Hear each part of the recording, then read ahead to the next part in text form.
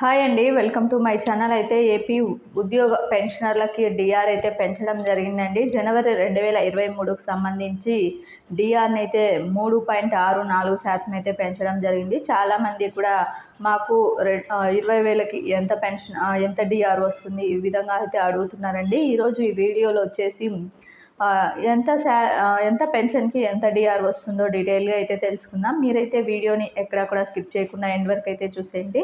Video నచ్చినట్లయితే తప్పకుండా like చేయండి, షేర్ చేయండి.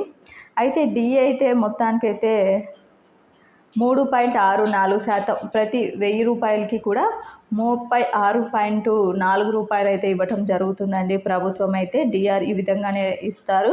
ఇక బేసిక్ పెన్షన్ వచ్చేసి 12,000 రూపాయలు వచ్చినట్లయితే 437 రూపాయలు అయితే రావడం జరుగుతుందండి. అదేవిధంగా 16,500 రూపాయలు బేసిక్ పెన్షన్ వచ్చినట్లయితే 601 రూపాయి అయితే రావటం జరుగుతుందండి. అదేవిధంగా 23,600 రూపాయలు పెన్షన్ కనుక మనకి ప్రతి నెల వచ్చినట్లయితే వారికి 859 రూపాయలు అయితే రావటం జరుగుతుందండి. 29,700 రూపాయలు పెన్షన్ కనుక ప్రతి నెల వచ్చినట్లయితే బేసిక్ పెన్షన్ 1,081 రూపాయలు అయితే రావటం జరుగుతుందండి.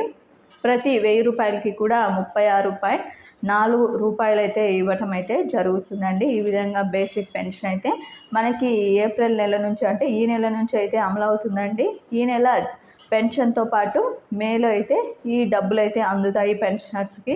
ఇది ఒక గుడ్ న్యూస్గా అయితే చెప్పుకోవచ్చు అండి. ఎన్ని రోజుల నుంచో పెండింగ్లో ఉన్నటువంటి 2023 జనవరి డి అయితే ఈ నెల నుంచి అమలు కాబోతుంది. అమౌంట్ అంటే ఏప్రిల్ నెల జీతాలు పెన్షన్లతో పాటు మే నెలలో అయితే అందుకున్నారు. ఇది ఇప్పటి వరకు ఉన్నటువంటి లేటెస్ట్ అప్డేట్.